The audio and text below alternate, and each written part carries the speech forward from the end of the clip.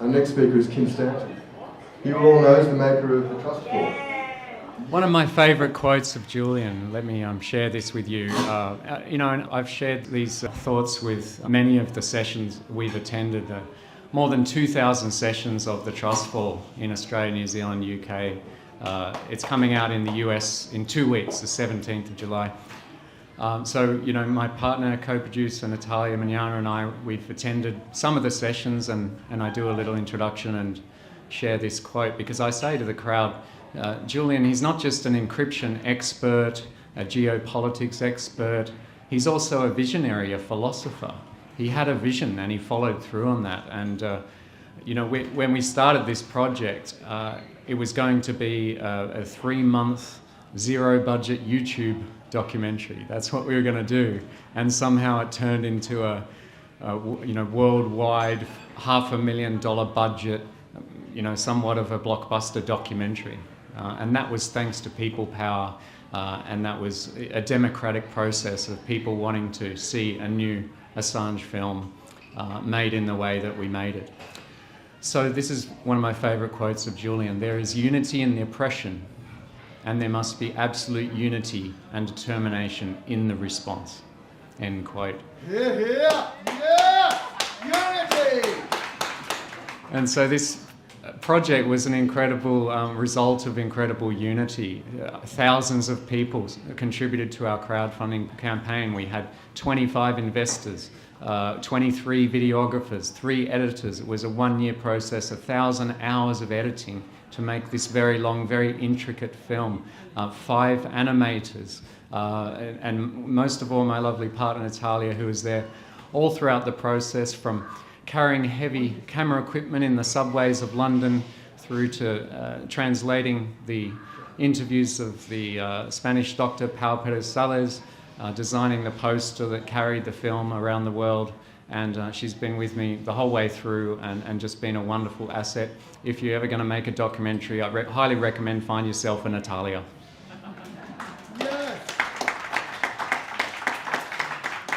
So, when we got this wonderful news, I didn't initially believe it because I've trained myself to not believe mainstream media, right? And so it took a few hours for the penny to drop. And we happened to be on the way to Canberra. The film was showing at the NFSA in Canberra on Tuesday night last week, and we were just there. I mean, what's the chances of that? And we were there to see him arrive at the RAAF hangar, and just one of the few people to witness that incredible moment. So I'll tell you a bit more about that in a minute. Obviously, this changes the context of the film. It doesn't stop us sharing it because this is a powerful story. It's an important story that everyone needs to understand. And look, let's face it, most people are only still starting to grasp it. It's actually a result of this incredible exposure of his freedom that a lot of people are going to actually have a look at what was this about in the first place, and what is WikiLeaks and what did they disclose. So this is a wonderful opportunity that we can actually have a new audience come in and watch the film, learn about this story and learn from it. We're excited about that. We're going to keep pushing it out there.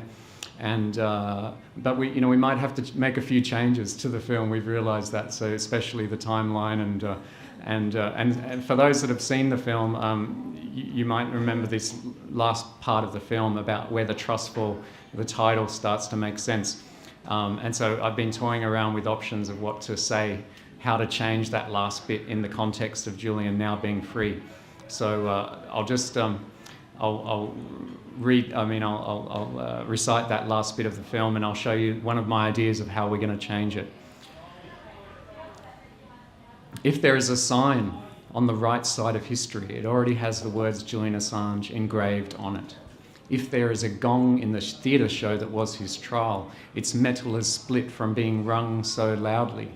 And if there is a bird that is about to take flight, stretch her wings and rule the skies, may it be a peace dove and no longer a bald eagle. If he had a river of leaks on his computer screen revealing their felonies and the choice of whether to publish them. If he knew that they are rich, angry old men capable of hideous acrimony and vengefulness. If he knew that they would chase him to the ends of the earth. If he knew that the hands of the many united are strong enough to move mountains. if he knew that we have an ability to realize that we've been deceived, to finally and critically and profoundly and devastatingly open our eyes, then this was a trust fall, an incredibly brave trust fall, and we were the ones who were there to do the catching.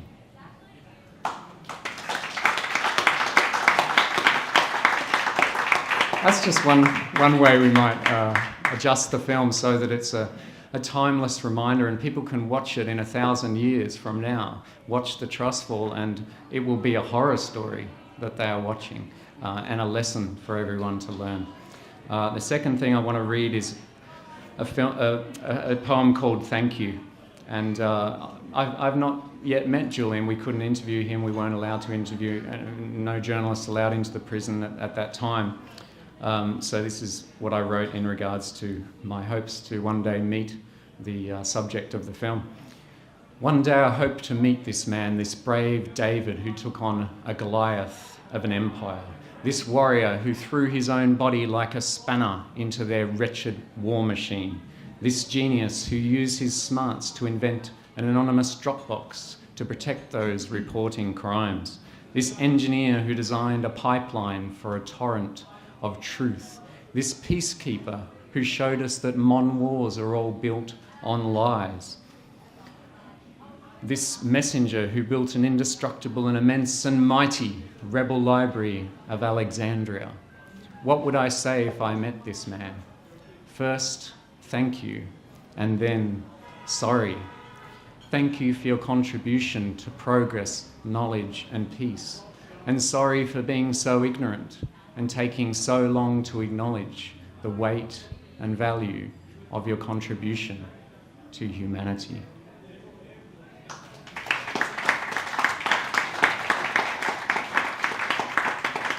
And this last one, I wrote just the day after we watched him arrive at Canberra Airport. It was a freezing night, Natalia and I were there, and we didn't feel the cold at all. We were so excited. It was just an amazing sight to see him get out of the plane, pump his fist, and walk up the tarmac. Something I said in the trust fall was, wherever Julian goes, free speech goes with him. So this is called Free Speech. Free speech just chartered a flight and flew 11,000 miles over the Pacific Ocean. Free speech just touched down with a whiff of burnt rubber to a cheer that resonated around the world. Free speech just popped his head out of a door into fresh air, pumped a fist, and smiled a smile as big as the moon. Free speech just lit a fire to melt the frost of a journalistic ice age. Free speech just crossed a tarmac and briskly ended a hell of a long walk to freedom. Free speech just strode into the massive hug of his loved ones and hoisted his wife off her feet. Free speech just raised two triumphant arms and gave a thumbs up to a cheering crowd. Free speech just checked into a hotel and slept on a real bed for the first time in years. Free speech just woke up and admired the sun rising on a horizon of promise. Free speech just drank a good coffee and ate a piece of real bread with the finest quality peanut butter spread thick with possibilities.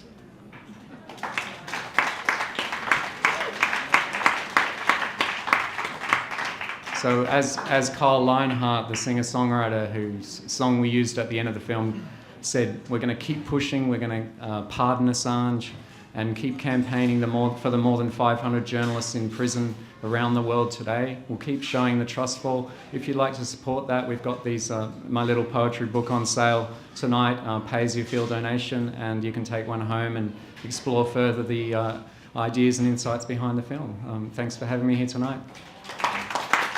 And well done everyone for their efforts to get this heroic journalist free. Thank you.